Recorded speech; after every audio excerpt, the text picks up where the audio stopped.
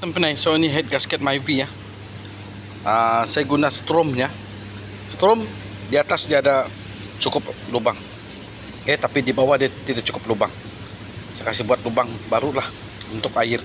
Sebab kalau kau tengok kalau kau tengok ni satu yang bibamnya ni tidak cukup. Kau tengok. Nampak nih. Walaupun ada lubang air ada, tapi sini perlu juga tuh. Tengok. Mesti mau buat lubang lah. Kalau berani lah. Tapi saya sudah, kalau saya punya tangan asal saya jentol bohol, saya mesti buat lubang.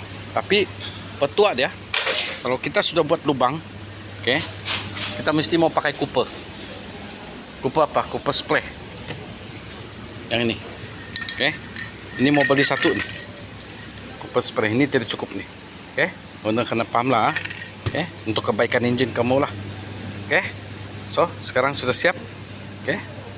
Lagi pun yang lama punya ni pun tidak cukup lubang ini. Sebab kita tengok asar sini tidak ada lubang. So saya sekarang sudah kasih lubang. Sekarang semua sudah retak.